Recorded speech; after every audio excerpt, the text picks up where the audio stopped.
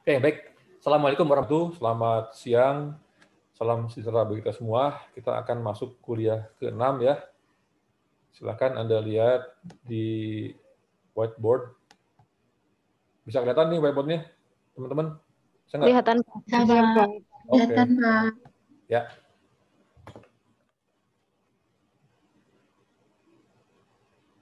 Ya, di hari yang cerah ini kita akan belajar 3 materi ya. Yang pertama itu adalah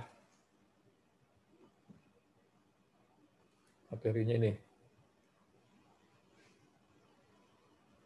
Sebaran normal, kemudian sebaran normal baku,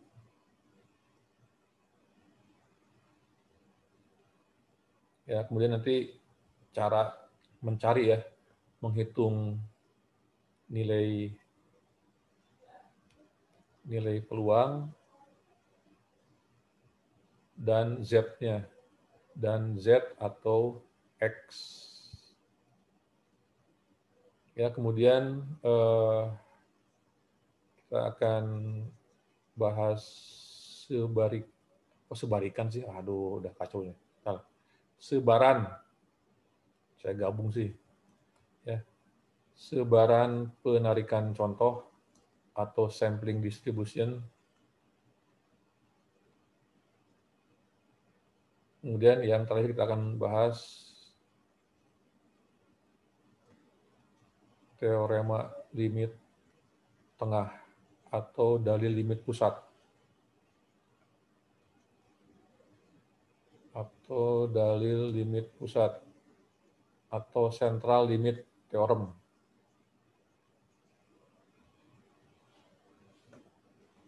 Ya, kita akan bahas 1/3.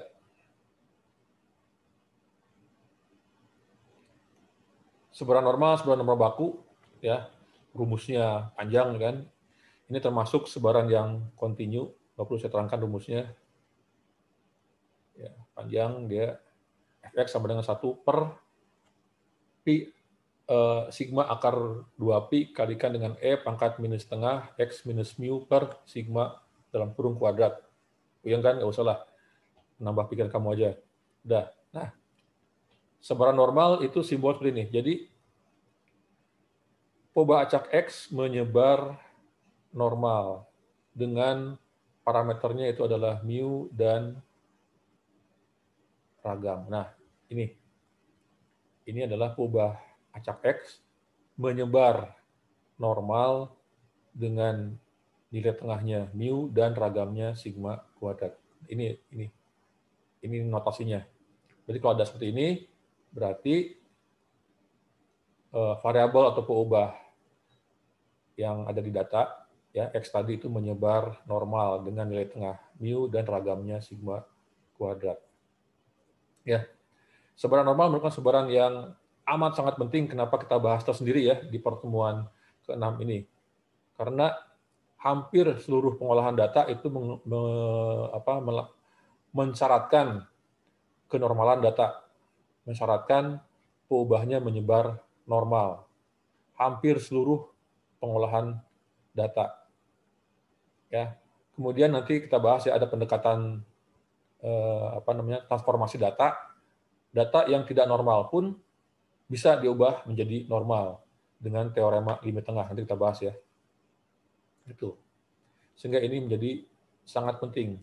Nah, karena normal ini peubah yang kontinu, ya, maka sudah kita bahas kemarin di pertemuan sebelumnya, ya.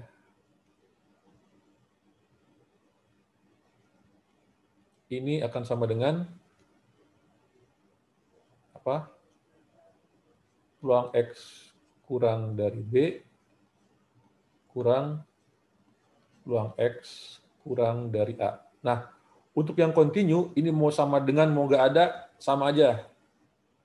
Ya, karena dia kontinu kan. Jadi normal ini rumusnya seperti ini, sama aja. Ya, mau dia sama dengan atau tidak sama dengan. Karena tidak ada karena tidak ada nilai peluang titik. Ya, masih ingat ya, kalau kontinu tidak ada nilai peluang titik. Ya, sehingga kalau dia continue tidak ada berapakah peluang X sama dengan 2, misalkan nggak ada yang kayak gini. Ya, dia selalu berapa peluang X lebih besar dari 2, ya, atau lebih besar sama dengan 2, atau lebih kecil sama dengan 2, atau diantaranya. Ya, ini nggak pernah ada ya. Nggak pernah ada. Ya, itu sama dengan ini, kalau dia continue. Jelas ya? Nah, kemudian pengubah normal ini, pengubah acak normal ini, ya, bentuk sebarannya ini seperti ini. Ini bentuk sebarannya. Nah, anggap bagus lah.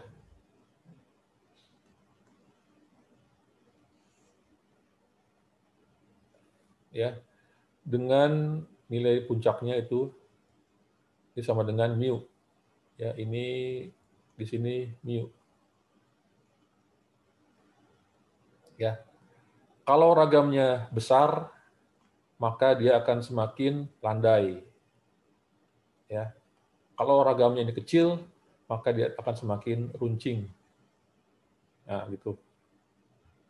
Ya, tapi tetap ini yang tengah-tengah ini adalah mu ya, di sini mu, di sini tengah-tengah ini mu-nya. Ya, nah, untuk keperluan penghitungan atau pengolahan data, biasanya sebaran normal ini kita rubah menjadi sebaran normal baku. Gimana caranya? Mengubahnya dengan rumus ini. Ya, kalau setiap data X ini kita kurangi dengan mu dan dibagi dengan simpangan bakunya, maka yang awalnya X ini sebaran normal akan menjadi sebaran Z. Ya, X-nya akan menjadi Z dengan mu sama dengan 0 dan ragam sama dengan 1.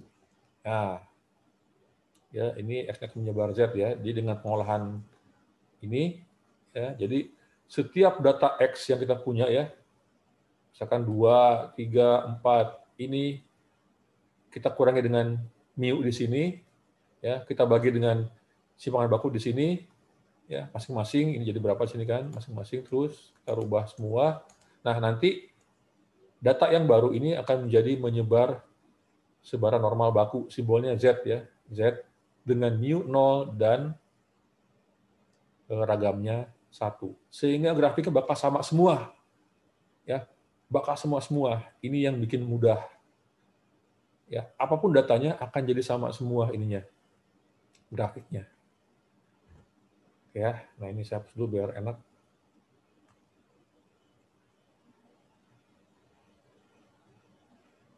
Nah, ini agak mendingan lah.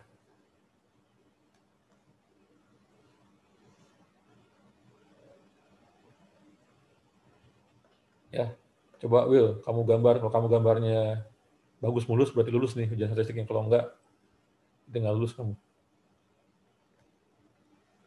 Ya, nah, dengan ini sebaran normal baku ya, dengan mengurangi dengan mu dan membagi dengan sigma, maka ini akan menjadi sebaran normal baku. Nah, jadi di sini mu-nya 0. Nah, berarti di sebelah ini Z ya, di sini nilai Z, yang atasnya adalah apa namanya, frekuensinya. Ya. Jadi ini 0. Berarti ini nilai Z-nya adalah 0.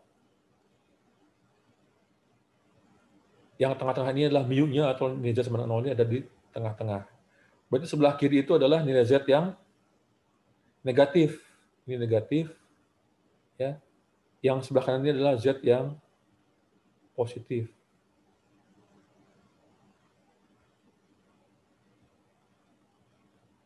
Ya. Oke ya. Nah, sebaran normal baku, kalau ini kita sebut pembacak, maka luas daerah di bawah kurvanya, yang ini ya, luas daerahnya ini sama dengan 1. Ya. Nah, Kalau ini 91, maka setengah bagian yang kiri tentunya ini setengah juga lah, ya kan, setengah bagian yang kanan ini setengah. Ya, jadi luas daerah sebelah kanan 0 ini setengah, sebelah kiri 0 setengah juga. Ya, jelas ya. Nah, sekarang kita udah siap membaca tabel ya, lihat tabelnya.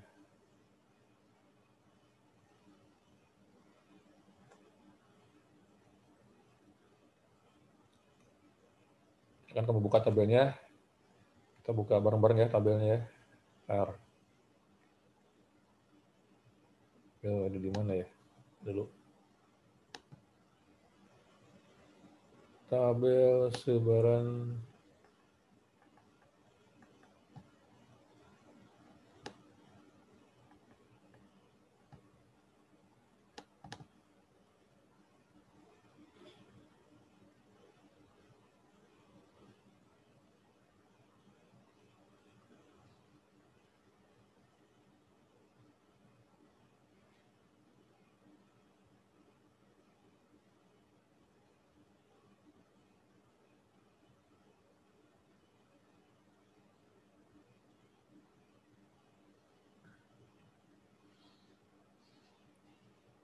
oke ya. Coba kita lihat dulu tabelnya.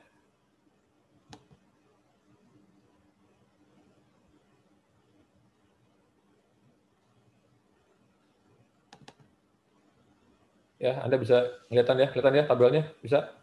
Bisa, Pak. Bisa, Pak. Oke, nah lihat. Ini standar normal distribution, ini untuk yang Z ya, kita lihat nih. Ini yang kolom yang pertama ini minus ya. Ini nilai Z 1 desimal, 1 angka di belakang koma. Yang di atas ini adalah 2 angka di belakang koma. Jadi kalau minus 390 berarti ini. Minus 392 berarti yang ini. Nah, yang tengah itu adalah nilai peluangnya. Luas daerah di bawah kurvanya. Ya. Nah, kita lihat sini. Kita baca table values represent area to the left of the z-score. Table values represent area to the left of the z-score. Berarti ini gambarnya tadi kan, yang di tengah ini menunjukkan luas daerah di bawah kurva yang terletak di sebelah kiri nilai z. Ya, itu seperti ini. Nah, ini yang minus, kalau kita scroll ke bawah, nah ini yang positifnya. Kita lihat ya. Untuk Z 0,00, 0,5 ya kan? Peluangnya 0,5. Ya, kita lihat.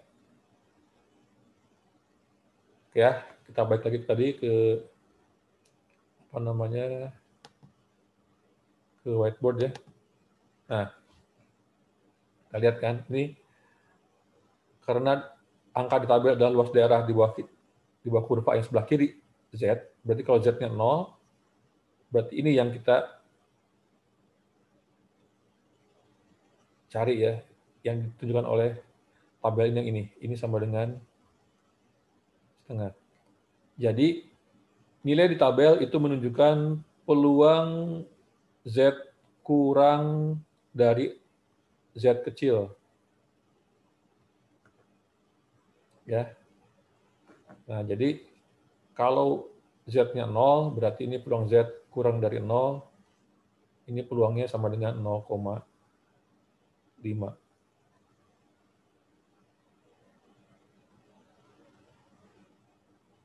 Ya, yang di sini. Ya, nah sekarang kita coba hitung ya. Coba hitung sekarang, tentukan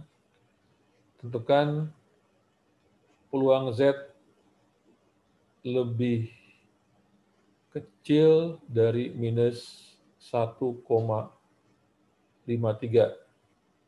Sekarang kalian lihat tabelnya. Ya, berarti kita gambar dulu ya, supaya gampang kita gambar dulu.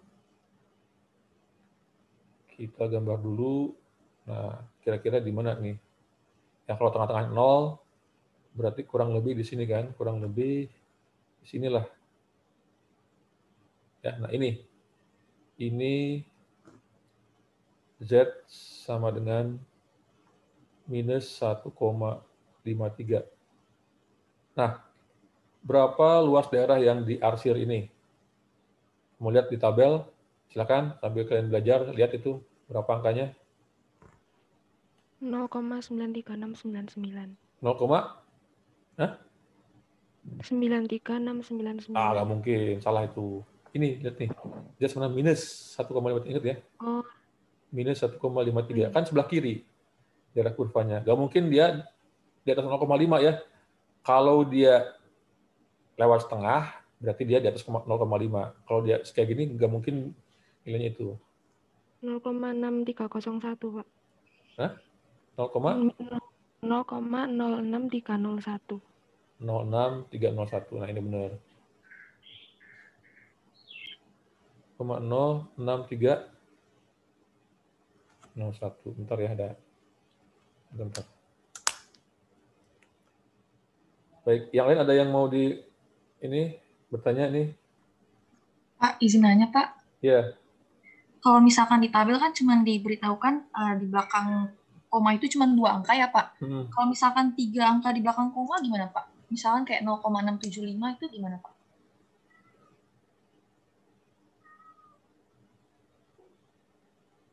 Iya. Bentar.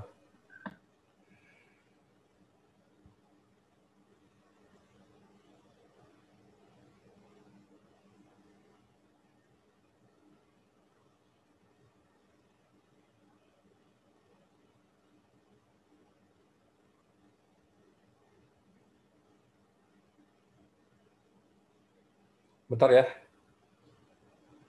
Saya... Ya, Pak.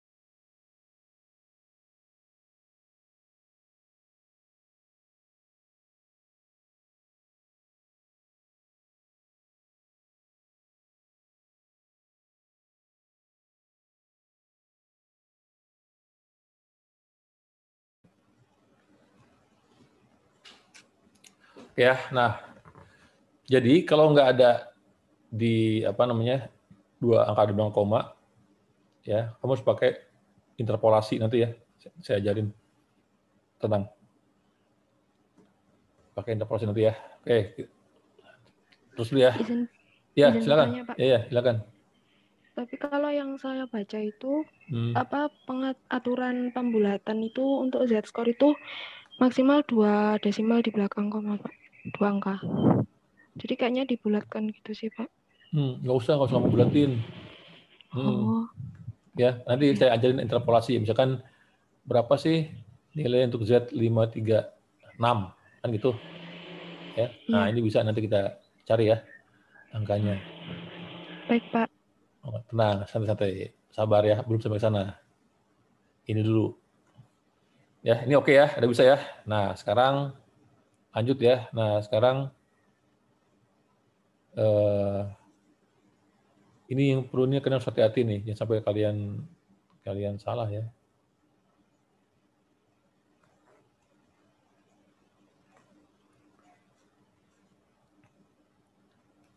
Ya, tidak ngaruh ya. Sekali lagi mau sama dengan atau tidak, nggak ngaruh karena dia continue ya. Berapa peluang Z kurang dari, nah ini dia, 2,12.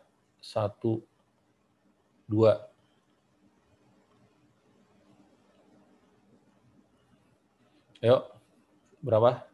Nah, gambar dulu ya. Karena di sini 0, berarti di sini nih Z-nya. Ingat, untuk memudahkan kalian gambar dulu. Berarti ini Z-nya di sini 2,12. Ini Z-nya. Ya, di sebelah kanan kurva. Nah, kalau gini berarti kita bisa duga bahwa pasti peluangnya di atas 0,5 karena dia lebih dari setengah kurva, ya kan? Itu makanya dengan menggambar ini kalian jadi nanti bisa untuk mengecek jawaban kalian salah apa enggak, ya. Berapa nih peluangnya?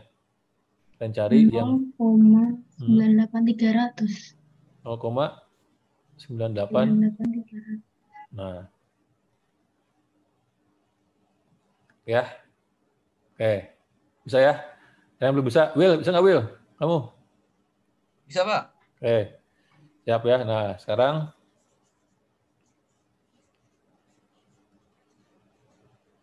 ini jangan sampai kalian pas ujian nanti itu dapat dari mana ya, Pak Denny? Wah, kacau kalau kayak gitu. Ya. Nah, sekarang gini.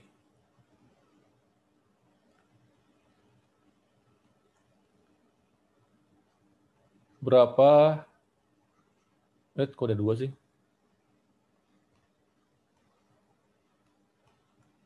Berapa peluang Z lebih besar dari 2,12?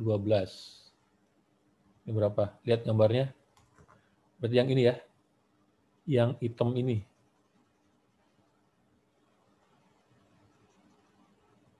Nah, kalau kayak gini ada 2 cara. Ya. Bisa dengan ini. 1 dikurangi dengan peluang Z kurang dari 2,12. Ya. Ini kan ada di tabel nih.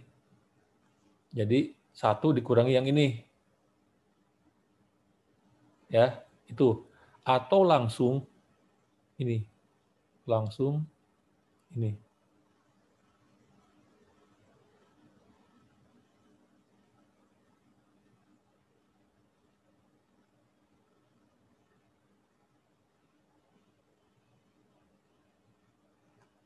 Ya, langsung ini akan sama dengan ya, ini sama dengan ini atau sama dengan peluang Z lebih kecil dari minus 2,12.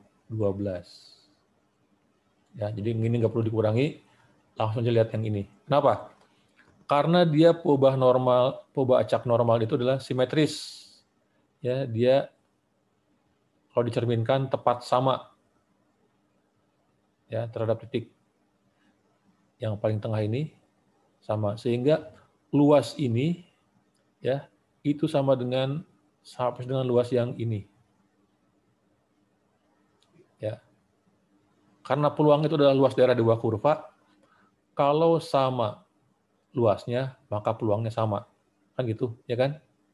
Nah, berarti terserah kalian mau pakai yang mana. Kalau misalkan tentukanlah peluang Z lebih besar dari 2,12, kan ini gambarnya.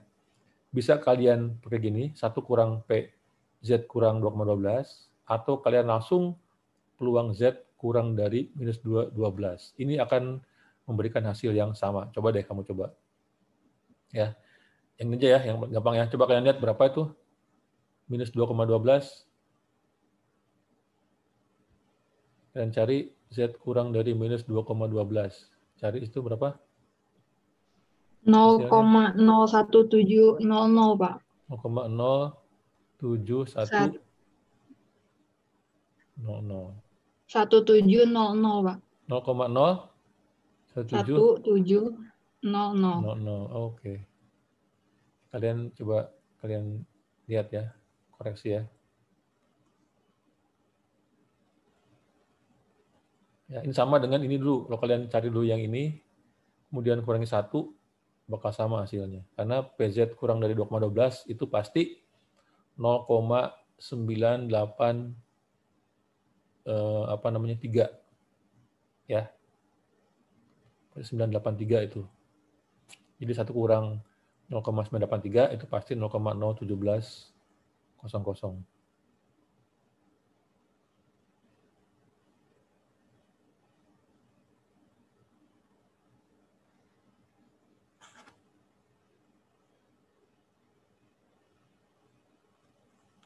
Ya, benar ya.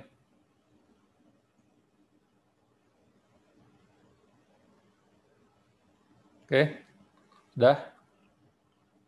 Nah, saya hapus dulu ya. Sampai sini ada komentar, tanya?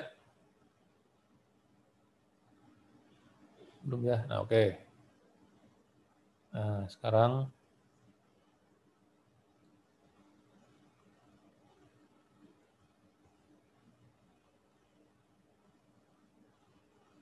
ini. Ya, minus 2,03. Tentukan peluang Z lebih besar sama dengan minus 2,03. Ini hati-hati ya. Kok jadi 4 sih? 2,03. Minus 2,03. Berapa hasilnya? Ada yang bisa jawab?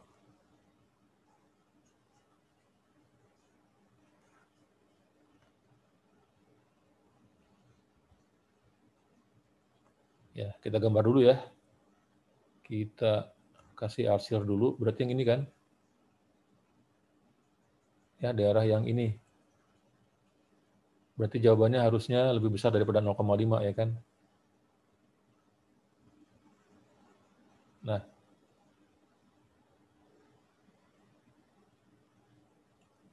itu ya.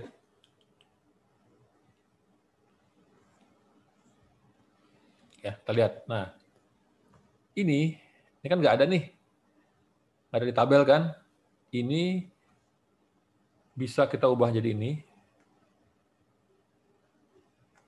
Ya, sama dengan 1 kurang peluang Z lebih kurang dari minus 2,03, ya kan? Bisa gini. Benar nggak? Ini kan ada di tabel nih. Ya, 1 dikurangi yang hitam ini, ya kan? Jadi dapat yang merah, benar nggak? Nah, atau langsung, kalau mau langsung nggak mau dikurangi, ya ini akan sama dengan peluang Z kurang dari 2,03. Ini bakal sama jawabannya. Kenapa? Karena kan kalau kita cerminkan, ya cerminkan, maka luas daerah yang merah tadi akan sama dengan luas daerah yang hitam ini kan. Ini dengan Z-nya di sini, Z sama dengan 2,03.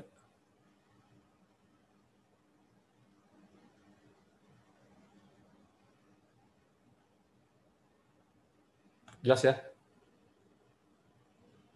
Ya, jadi kalau dicari yang merah ini, bisa pakai cara ini, 1 kurang yang ini, ya, PZ kurang dari minus 2,03, atau langsung lihat pencerminannya.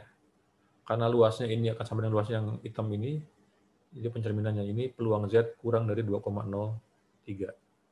Sampai sini ada komentar untuk yang ini? Aman ya? Oke, kalau aman lanjut ya.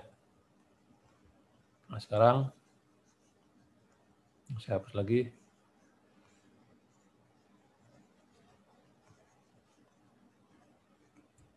Gimana untuk melihat luas di antaranya? Ya, misalkan tentukan peluang Z antara minus 1 sampai dengan 1,5. Ya, berarti sini.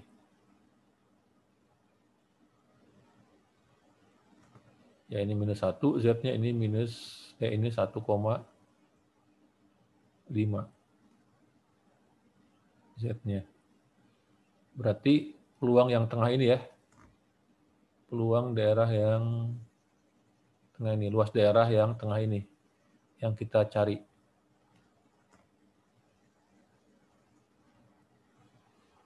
Ya. Nah, untuk mencari ini kita gunakan pengolahan yang sederhana sebetulnya. Ini kan sama dengan peluang Z kurang dari 1,5 dikurangi dengan peluang Z kurang dari minus 1. Ya kan? Jadi sisanya ini.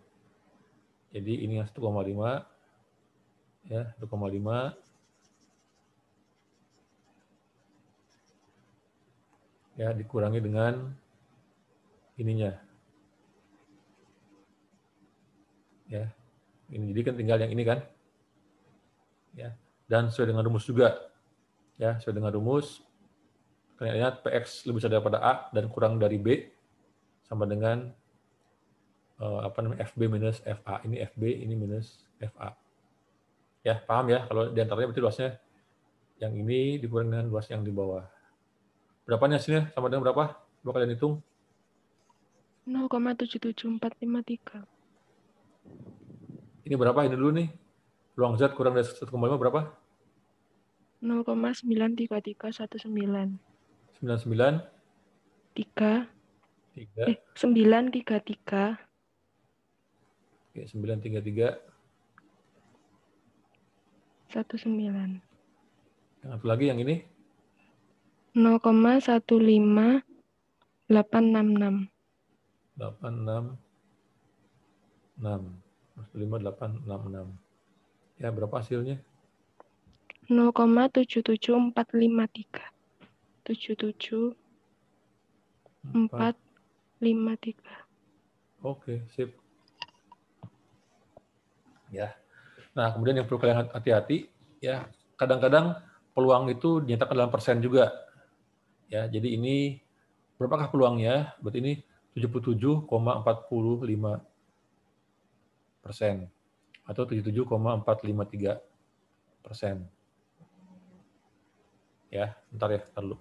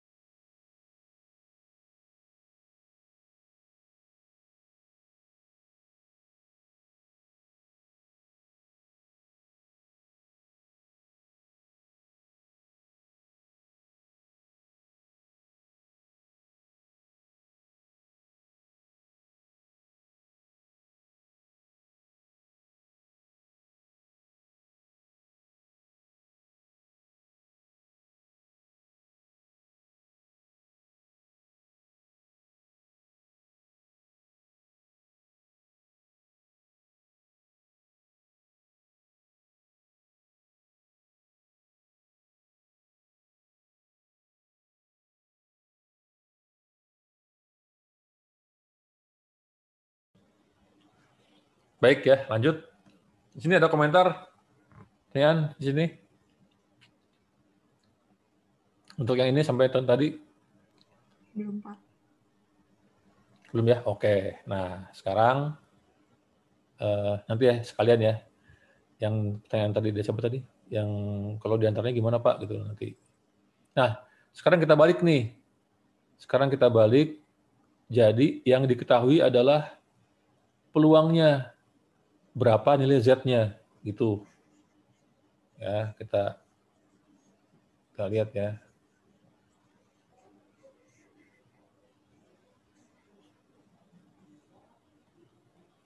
Nah, tentukan Z yang memberikan peluang Z lebih besar sama dengan Z itu sama dengan misalkan 5%.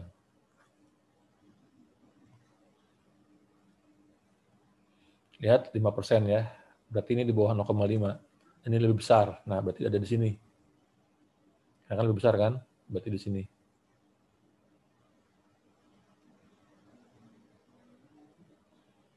Berapa nilai Z di sini yang memberikan ini sama dengan 0,05.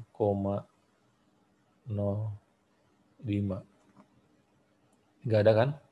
Gimana caranya? Berarti ini kita rubah dulu. Yang penting kan Z-nya ya. Peluang Z lebih kecil dari Z itu sama dengan 0,95. Yang satu kurang ini kan?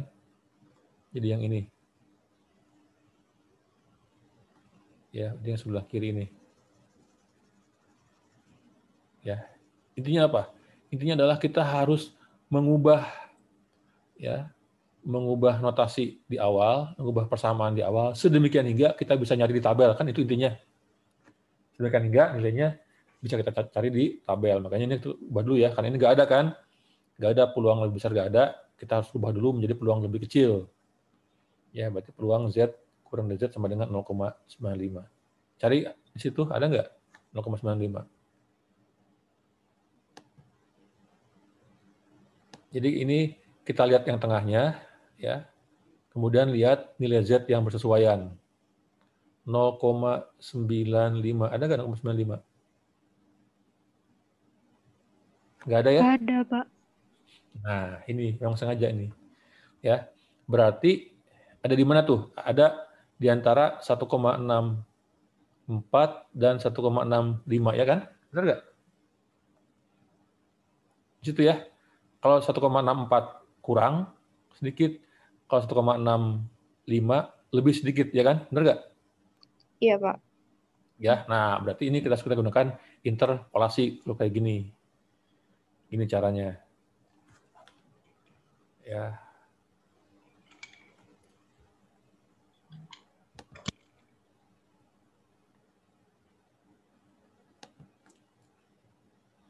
Oke. Kalau Z-nya sama dengan itu berapa? 1,64. Berapa peluangnya? Itu berapa? Coba lihat ini berapa peluangnya? 94950. 0,50. Ini kurang, ya kan? Kalau Z-nya sama dengan 1,65, berapa P-nya? 0,95053. 0,95 053 gitu kan. Nah, kita ingin P-nya pas kan? Kita ingin P-nya pas 0,95000 gitu. Nah, berapa Z-nya? Nah, ini dia. Ini pelajaran kalian dulu waktu SD. Ah, harusnya nggak diajarin, Pak, waktu SD. Kamu lupa berarti. Ya. Nah, kalau seperti ini, kita gunakan ini. Saya nggak mau nerangin ini ya. Ini sebenarnya persamaan linear kan kayak gini. Y2 minus Y1 per X2 minus X1. Saya langsung aja rumusnya ya. Ini bisa ini pakai gradien sebenarnya. Y kurang Y1 per X kurang X1. Ya. Oke, mana menjadi X? Z apa P? Terserah. Ya. P aja ya, P-nya X ya. Jadi yang kita cari berarti Y-nya. Nah, kalau ini X1, berarti ini Y1. Yang ini X2, berarti ini Y2. Ini adalah X. Ya. Yang tanya adalah Y-nya berapa? Y targetnya. Nah, kan tinggal dimasukkan ke rumus ini. Kalau P-nya sekian, sekian Z-nya. Kalau P-nya sekian, sekian Z-nya. Kalau P-nya segini, berapa Y-nya? Berapa Z-nya? Tinggal masukkan ke sini. Y2-nya ada, masukkan sini kan. 1,65, Y1-nya ada, X2-nya ada, X1-nya ada, Y1 ada, X1 ada, X-nya ada, tinggal Y-nya yang dicari. Nah, itu. Coba kalian hitung. Dapatnya berapa tuh? 1,64 berapa?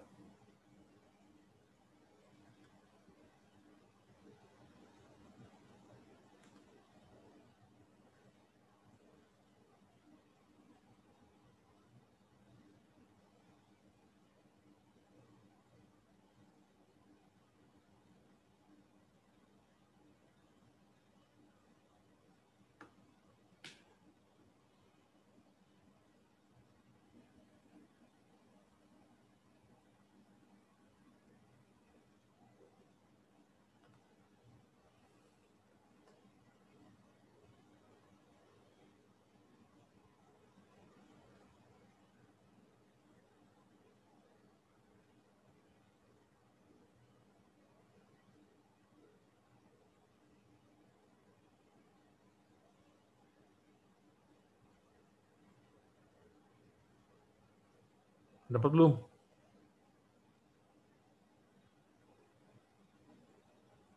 Saya tunggu ya, kalkulator ya. Y2 min Y1. Berarti 1,64.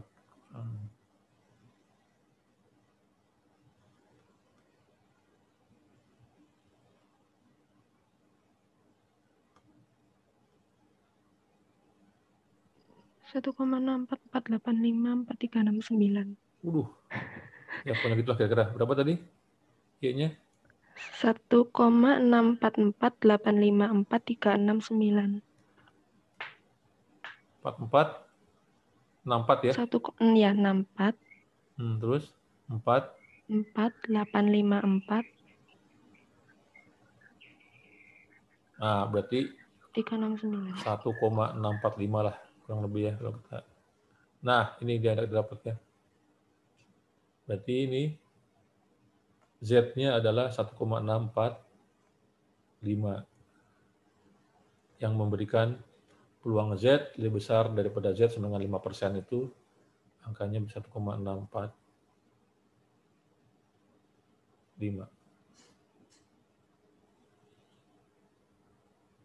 Ya, jelas ya, sama juga ini kalau Z-nya negatif juga sama juga.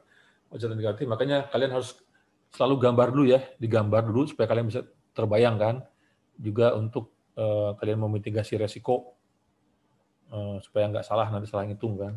Gambar dulu ya. Kalian pertama ini dulu buat dulu persamaan matematisnya ya, apa yang ditanyakan, kemudian gambar dulu. Gambar ya biar kalian bisa membayangkan dengan lebih baik kan. Dan juga untuk tadi kan untuk bisa mengecek jawaban kalian apakah benar atau salah. Ya. Jawab ya. Tadi gimana Pak? Kalau misalnya tadi 1, misalkan 2, 3, 7 kan nggak ada. Sama ini kayak gini. Caranya kan. Ya. Berapa 1,23? Cari kan peluangnya. Berapa 1,24? Cari ya ininya kan. Kemudian berapa 1,237? Cari ini yang bersesuaian. Pakai rumus ini juga. Ya, jadi gunakan interpolasi untuk menentukan nilai yang tidak ada di tabel. Itu ya. Jelas ya? Sampai sini cukup jelas sampai sini? Jelas, Pak. Oke ya.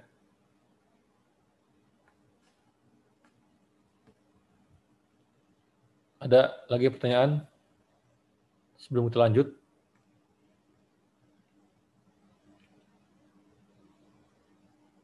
Cukup ya? Baik. Nah, ini udah beres ya, udah selesai. Kita lanjut. Sebaran penarikan contoh. Nah, ini sebaran penarikan contoh. Ya. Kalau kita punya data ini berikut, X menyebar, ya, mau normal kayak mau binomial atau apapun ya. Berarti X di sini kan biasanya data populasi, ya.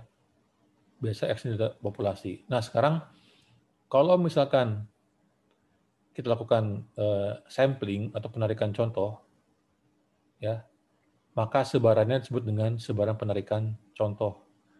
Sebaran peluang bagi statistik. Jadi sebaran penarikan contoh itu adalah sebaran peluang bagi suatu statistik.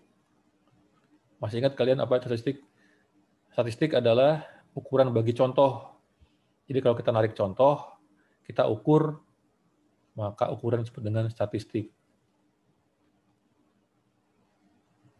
Ya. Jadi sebaran penarikan contoh adalah sebaran peluang bagi suatu statistik. Nah, kita lihat X bar itu adalah statistik bagi apa? Statistik bagi mu, ya kan? S kuadrat itu adalah statistik bagi apa? Statistik bagi ragamnya. Ya, kemudian proporsi itu adalah statistik bagi proporsi. Ini rata-rata contoh merupakan penduga bagi rata-rata populasi. Ragam contoh merupakan penduga bagi ragam populasi. Proporsi contoh merupakan penduga bagi proporsi populasi. Nah, kita akan lihat bagaimana sebaran peluangnya bagi suatu statistik. Kita ambil contoh yang ini ya, X bar dulu. Oke, lihat sini. Ini saya hapus dulu ya. Ya, misalkan saya punya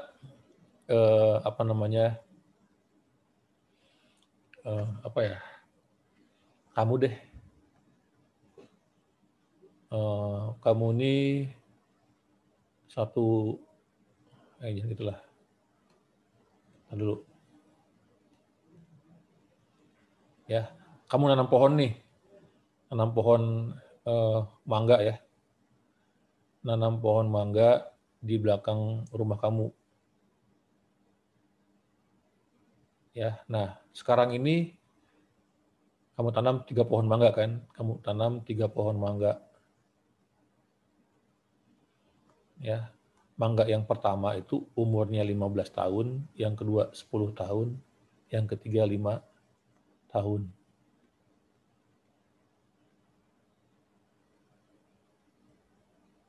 Ya, nah ini adalah populasi pohon mangga ya kan? Populasi pohon mangga yang kamu tanam. 1, 2, 3. Kalau diminta, tentukanlah rata-rata umur pohon mangga yang tanam. Berarti mu kan? Kenapa mu? Karena ini populasi pohon mangga. Dari mana kamu tahu itu? Dari omongan saya kan? Saya kan ngomong tadi. Inilah populasi. Ya, kalau populasi kita ukur, maka ukuran disebut dengan parameter. Kalau kita nyari rata-rata, berarti rata-rata parameter yang kita ukur atau mu tadi. Ya. Berapa mu-nya? Sama dengan 15 tambah 10 tambah 5 bagi 3. Ini kan berarti mu-nya 10. Ya. Ini adalah ukuran populasi. Rata-rata populasi mu. Jelas ya? Oke.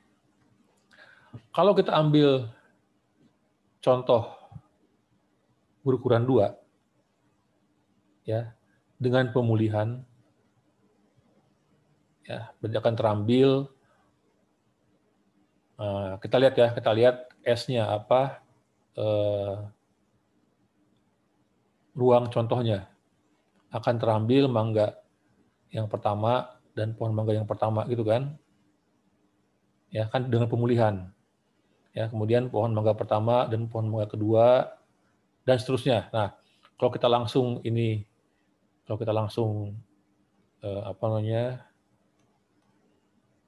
tuliskan umur ininya, umur pohonnya, berarti terambilnya pohon mangga pertama berarti 15,15. Ya, kemudian 15,10. Ya, kemudian 15,5. Ya, terus berapa? 10,15, 10,10, 10,5. Ya, kemudian 5,15, 5,10, dan 5,5. Ya, ada berapa nih? 9 kemungkinan hasil percobaan. Dari mana 9? Kalian tahu ini rumus kaidah penggandaan. Ada 2 kejadian kan? Ini N1 dan N2. Berarti totalnya adalah N1 kali N2. Ini ada 3 yang menyusun, ini 3 yang menyusun, berarti 3 kali 9 hasil percobaan atau kemungkinan hasil percobaan.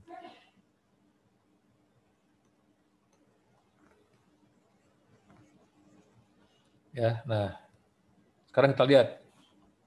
Ya, kalau kita buat kita data ya, 15,15,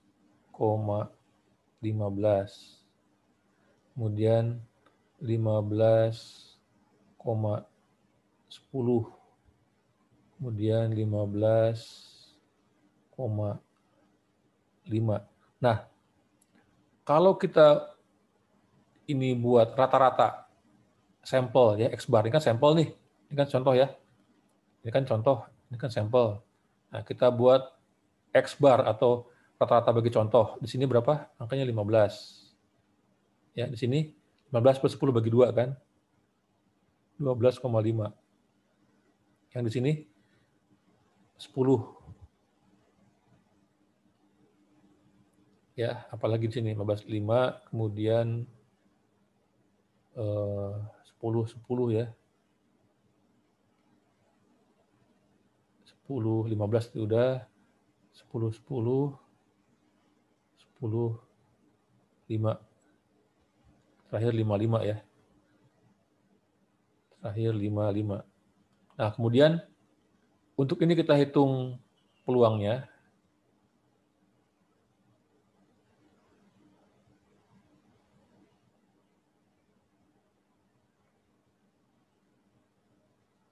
Peluangnya adalah peluang X sama dengan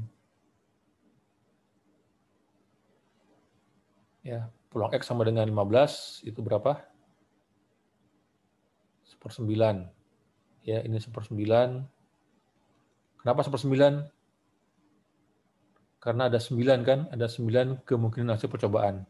Maka peluang masing-masing itu ada 1/9. Nah, kalau kita ini kita buat yang lebih ringkas ini, ininya peluangnya itu aja. Udah. Berarti nilai yang mungkin di sini ada berapa? Itu 5. Ya, kemudian 7,5. Kemudian 10, kemudian 12,5 dan 15. Ya.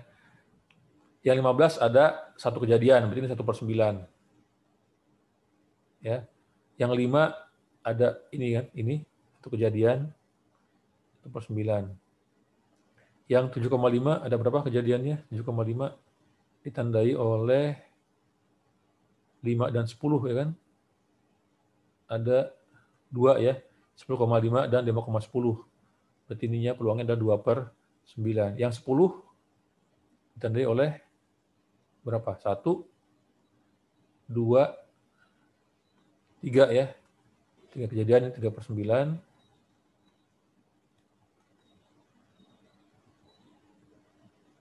Kemudian yang 12,5 itu 1 dan 10, 15, 2 ya. Berarti 2/9. 3 di totalnya 1 ya. Karena depo bacak dia harus 1 kan peluangnya. Nah, kalau kita tentukan ya rata-rata dari rata-rata ini, atau kita cari nilai harapannya, masih ingat nilai harapan poba acak itu merupakan rata-rata bagi poba acak ya kan? Nah, berarti kita hitung nilai harapan bagi X bar ya, ini sama dengan ya sigma X bar dikalikan dengan peluang X sama dengan X bar kan gitu. Ya, dikalikan nih 5 kali 1/9. Ya, 5/9. Tambah bentar ya.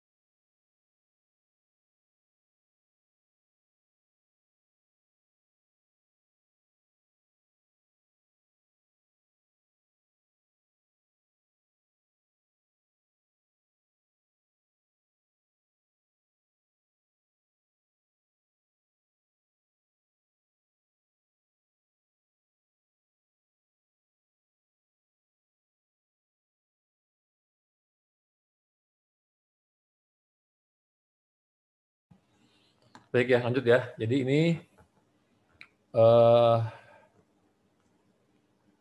bentar.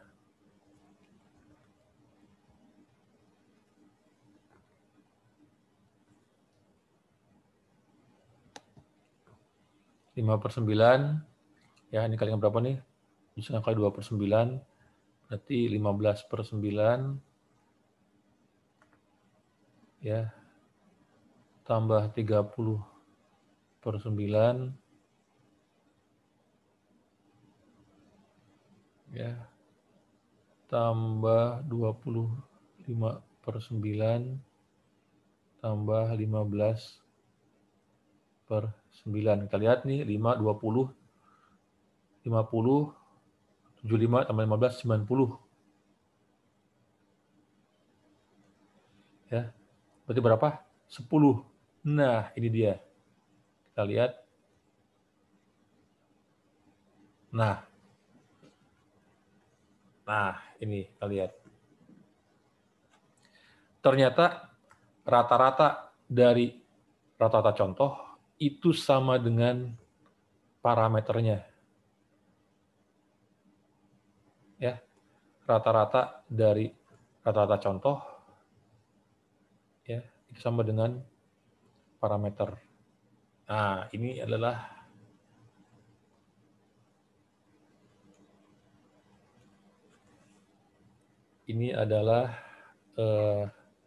apa namanya? Ini yang menarik ya, yang penting, kondisi yang penting banget ya kita ketahui. Buat apa? Buat ini. Udah ya? Ini udah ya? Aman ya? Nah, kita mesti ingat kan, statistik itu merupakan penduga bagi populasi. Ini di pelajaran pertama kan, kuliah pertama. Penduga bagi parameter. Ukuran contoh merupakan penduga bagi ukuran parameter. Ini penduga. Kan harapannya kan ya bahwa kalau kita ngambil sebagian ini, maka ini dapat menggambarkan ukuran sebenarnya, ukuran sesungguhnya. Masih ingat ya yang masak di kuali, ya kan, masak di kuali yang kita ambil sebagian kan harapannya kan rasa sebagian ini akan jadi mewakili kan rasa keseluruhan, ya kan gitu. Nah, statistik ya yang dapat menduga dengan sempurna parameternya, menduga dengan baik, itu disebut dengan istilah penduga tak bias.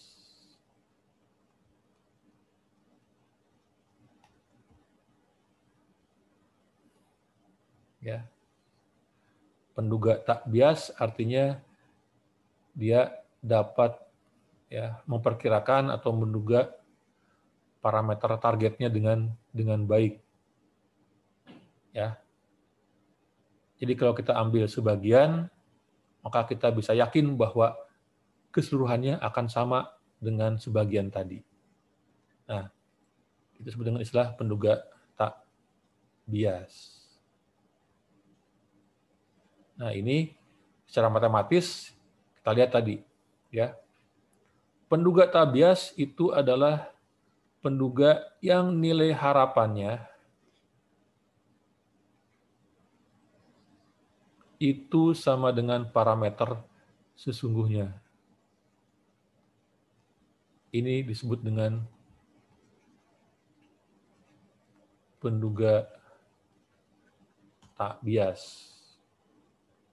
Ya, tadi kita buat teladan ya, yang tadi ya. Nilai harapan dari X bar, ya kan, ini sama dengan apa targetnya tadi? Mu. Nah, sehingga dikatakan bahwa X bar ini adalah penduga tak bias bagi mu. Kenapa? Karena nilai harapannya sama dengan populasi target. Tadi kan 10 kan? Ini 10, populasi targetnya 10 rata-ratanya. Berarti X bar ini merupakan penduga tak bias bagi mu. Rata-rata contoh merupakan penduga tak bias bagi rata-rata populasi. Berarti X bar ini dapat kita gunakan untuk menduga rata-rata populasi. Oke ya. Nah, kalau kita lakukan hal yang sama pada apa tadi S kuadrat, ya S kuadrat sama. Kalau kita buat ini ya, kamu coba hitung tadi S kuadratnya, nilai harapan S kuadrat ini akan sama dengan sigma kuadrat. Berarti S kuadrat pun merupakan penduga tak bias bagi ragam populasi. Kalau kita lakukan hal yang sama pada proporsi, contoh atau P topi ini, maka nilai harapannya akan sama dengan proporsi sungguhnya, sehingga P topi ini merupakan penduga tak bias bagi proporsi. Nah, bagaimana dengan yang lain? Misalkan median. Ya. Kemudian modus. Ya, gimana nih? Atau range, kisaran. Nah, yang tiga ini, ya, atau yang lain-lain nanti ada juga yang lain yang banyak ya. Tapi yang tinggi ini, yang tiga ini, ya, ini nilai harapan. Kalau kita ambil sebagian tadi ya, kita ambil sebagian populasi, ya, kita ambil sebagian populasi, ya, ini populasi ini kita ambil contoh tadi kan, ambil kemudian kita ukur mediannya, maka nilai harapan median ini akan tidak sama dengan median populasinya. Nilai harapan modus akan berbeda dengan modus populasinya. Nilai harapan kisaran akan berbeda dengan range atau kisaran populasi. Sehingga median modus kisaran ini merupakan penduga yang bias. Nah, kalian sekarang udah dapat jawabannya.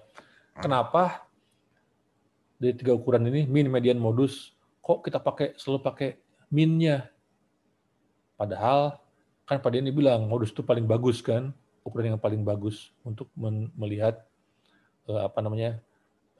ukuran pemusatan. Ini sebabnya, karena dia penduga bias. Ya, median, modus misalnya penduga bias, sehingga kesimpulan dari tadi pengambilan contoh ini kita ukur hasilnya. Ini kalau kita gunakan sebagai penduga bagi populasi akan menjadi salah nantinya, akan menjadi bias. Ya. Sehingga ini alasannya kenapa kita tidak menggunakan median, modus atau kisaran untuk menduga populasi. Paham ya? Jadi itu penduga bias dan penduga tak bias. Jadi X bar ini adalah penduga tak bias, S kuadrat ini penduga tak bias, P topi ini P duga ya, merupakan penduga tak bias bagi parameter targetnya masing-masing. S kuadrat bagi mu, S kuadrat bagi ragam populasi, P topi bagi proporsi populasi. Ya, nah kalau kalian diminta tentukan apakah statistik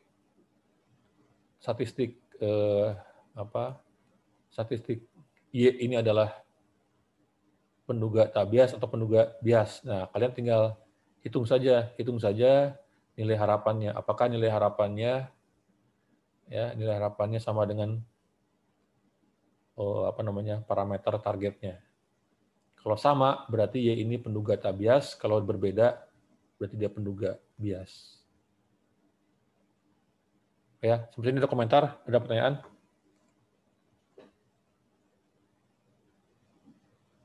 Pak, izin ya, Pak. Silakan. Itu tadi yang P topi apa itu Pak? Itu maksudnya apa sih Pak? Jadi ini proporsi. Ya, ini saya hapus ya. Nah,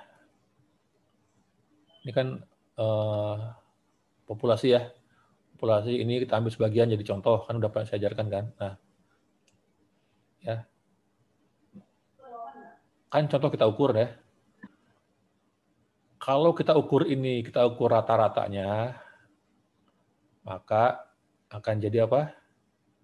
X bar. Ya kan? Rata-rata contoh, kita ukur rata-ratanya nih, kayak tadi kan. Nah, kalau kalau C ini, contoh ini kita ukur simpangan bakunya, maka simpangan baku menjadi S kuadrat. Paham ya? Kalau kita ukur proporsinya di sini, maka akan menjadi P duga. Nah, yang 3 ini dapat kita gunakan untuk menduga parameter populasi.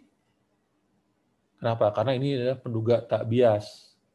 Berarti hasilnya akan menggambarkan populasinya. Ya, X bar ini dapat menduga. Mu itu apa? Rata-rata populasi. S kuadrat dapat digunakan untuk menduga top ini ya, menduga sigma kuadrat ya. Proporsi ini dapat digunakan untuk menduga proporsi populasi.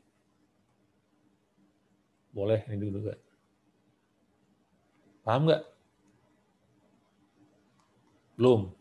Ya, lihat ini. Paham, Pak. Udah jelas belum? Misalkan populasi 2 ini ya, ini populasi Paham. tadi kan? Paham, Pak. Ya. Oke. 2 3 4 5. Ya, ini kayak saya jelasin lagi ya. 10. Misalnya ini populasi ya. Populasi ini kan populasinya. Ya. Kemudian kita ambil rata-ratanya. Berarti N-nya misalkan 4, N-nya 4. Ya udah kamu ambilkan sampel berukuran 4, kamu ukur dari 4 ini kamu ukur X bar-nya. Nah, X bar-nya itu dapat digunakan untuk menduga mu yang di atas. Ya. Atau kamu ukur tadi S kuadratnya. Simpangan dari yang 4 ini kan kamu bisa ukur kan. Nanti ini bisa digunakan untuk menduga bagi ragamnya. Atau proporsi. Nah, kalau proporsi misalkan data proporsi ini laki-laki, perempuan kan, laki-laki, perempuan, ya seterusnya. Nah, dari N yang 4 ini, kita lihat berapa proporsi persentase laki-laki kan, proporsi laki-laki. Nah, misalkan yang laki-laki itu ada 30%. Nah, berarti kita bisa anggap bahwa proporsi populasinya nanti akan sama dengan proporsi sampel ini. Akan mendekati 30% juga. Paham ya? Kayak gitu maksudnya. Nah, tapi tidak demikian dengan median, modus atau kisaran. Ya, kalau kita punya ukuran contoh, misalkan mediannya 7, bisa jadi median populasinya berbeda dengan median contoh yang kita buat. Kenapa? Karena median itu adalah penduga yang bias. Itu ya maksudnya. Paham ya? Oke, baik. Masih ada yang mau ditanyakan? Silakan. Ya, kalau nggak ada, lanjut ya.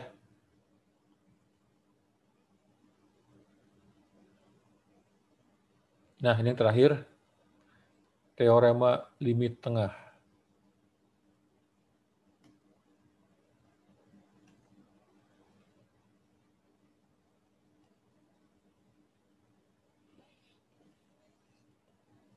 Ya, atau central limit theorem atau dalil limit pusat, sebagian orang bilangnya dalil limit pusat.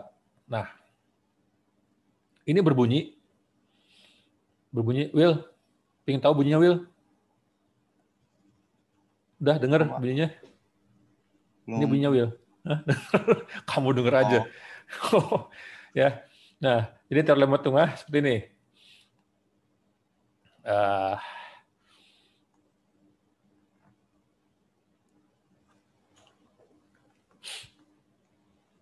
Jadi gini.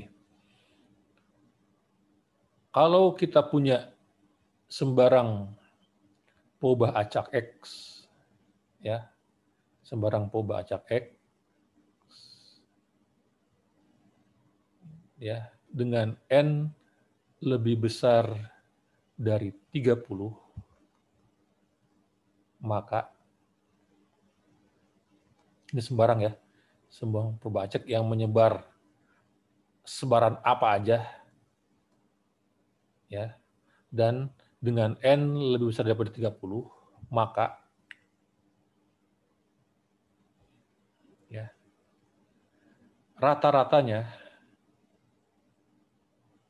dari sampel tadi akan menyebar normal, ya, dengan nilai tengah mu X bar dan ya ragamnya itu sama dengan sigma kuadrat per N. Nah, ini dia. Ini teorema limit tengah. Jadi, karena normal ini sangat penting, ya, karena banyak sekali pengolahan data, pengujian hipotesis dan sebagainya, ya, memerlukan syarat kenormalan data, memerlukan datanya menyebar normal. Nah, dengan ini kita menjadi aman, ya. Kalau kita punya sembarang poba acak yang menyebar apa aja, sepanjang kita dapat N-nya lebih dari 30, maka rata-ratanya akan menyebar normal dengan nilai tengah rataannya itu sama dengan ya X bar dan sigma kuadrat sama dengan ini mu ya. Sorry, ini mu.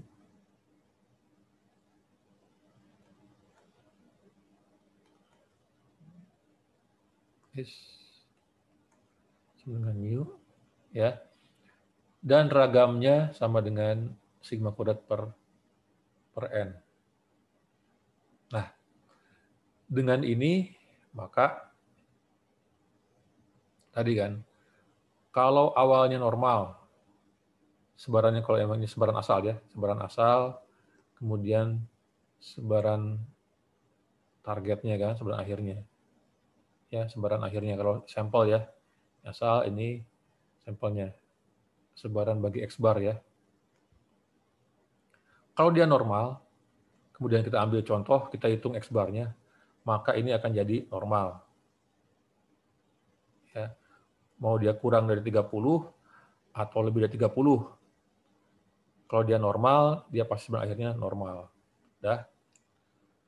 Kalau dia sebarannya non normal atau tidak normal, ya, tapi N-nya lebih dari 30, maka sebaran bagi X barnya itu akan menjadi mendekati normal. Ya. Kalau dia tidak normal dan N-nya kurang dari sama dengan 30, maka sebaran bagi X barnya itu akan menjadi tidak normal.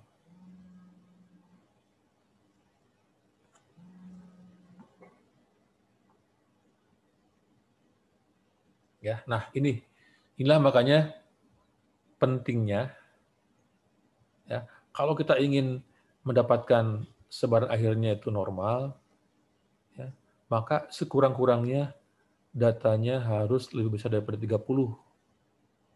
Jadi kita nggak usah lihat apakah normal atau tidak normal kan.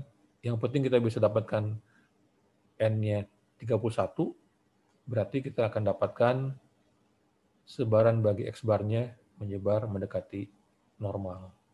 Itu teorema limit tengah. Kalau kita punya data N yang kurang dari 30, ya, maka mau nggak mau kita harus lihat dulu apakah sebaran asalnya normal atau tidak. Ya, karena tidak memenuhi teorema limit tengah kalau dia kurang dari 30. Jelas ya, sini ya. Nah, makanya kenapa kakak kelas kalian ya, yang disusun skripsi, kenapa harus N-nya itu lebih besar dari 30? Kalau dilakukan metode kuantitatif ya, untuk analisis datanya, ya maka biasanya didapatkan mencari sampelnya itu lebih besar daripada 30 atau lebih besar dengan 31. Supaya asumsi kenormalan data dapat diperoleh. Ya,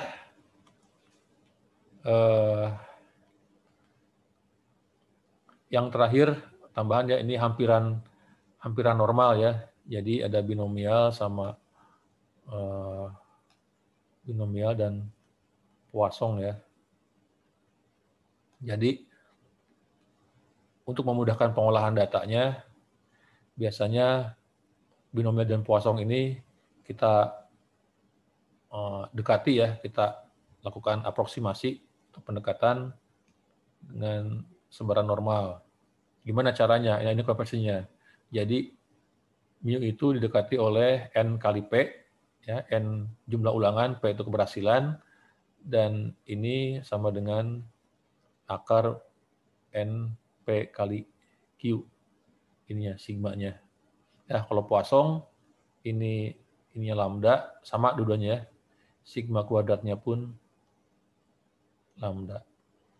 Nah, tentunya dengan ada koreksi kontinuitas ya, 0,5. Masih ingat? Kalian ini plus minus 0,5. Kenapa? Karena mengubah dari ini ke dalam normal kan, menjadi normal, menyebar normal. Mengubah dari sebaran yang diskret, ini kan diskret nih. Sebaran yang diskret ke kontinu. Diskret ke kontinu. Ada koreksi kontinuitas sebesar plus minus 0,5. Ya, kenapa? Karena tidak ada peluang titik kalau dia kontinu. Sedangkan ini diskret kan ada peluang titik. Kalau diskret, nah harus ditambah plus minus 0,5. Ya, istilah kerennya koreksi kontinuitas, sebetulnya itu untuk ngitung data aja. Ya, 0,5. Bisa nggak Pak? 0,0005 bisa aja ya. Tapi ribet kan, jadi yang paling gampang 0,5 aja deh. Plus minus 0,5. Cukup ya, kelihatan dan cukup mudah untuk bisa dieksekusi. Nah, ini tujuannya gini. Misalkan ini kan ya, binomial ya. Binomial itu misalkan dapatkan X-nya 7 nih. 7. Nah, kalau kita cari peluang X kurang sama dengan 7, nah, maka pendekatan normalnya ini menjadi peluang X lebih kecil dari 7,5. Kenapa? Karena supaya ke bawah 7-nya, ya kan? Supaya titik ini ke bawah. Ya. Supaya titik ini ke bawah. Kalau continue kan, kalau yang normal kan, ini nggak mengenal sama dengan atau tidak sama dengan. Ya. Sedangkan binomial itu mengenal sama dengan atau tidak sama dengan. Ya, berarti untuk mengatasinya, ya mulai dari sini, ya, 7,5 kan di sini nih, X 7,5 supaya X sama dengan 7-nya ke bawah, ini, ya, nah gitu. Kalau peluang X kurang dari 7 yang dicari, ini binomialnya, nah kan nggak ke bawah 7-nya, berarti ininya apa namanya? Sebaran normalnya itu harus peluang X kurang dari 6,5 supaya 7-nya nggak ke bawah. Ini kan 7-nya nggak ke bawah, jadi ada di sini. Nah gitu. Itu ya sebetulnya intinya koreksi kontinuitas itu untuk mengakomodir sama dengan atau tidak sama dengannya diskret itu dalam bentuk sebaran yang kontinu. Gitu. Ya. Ya, nah kita nanti sampai jam berapa? Dikit lagi ya. Ya, masih setengah jam lebih ya. Nah, kita akan lanjutkan lewat WA ya. Masih ada ini nggak? Ada komentar, pertanyaan silakan.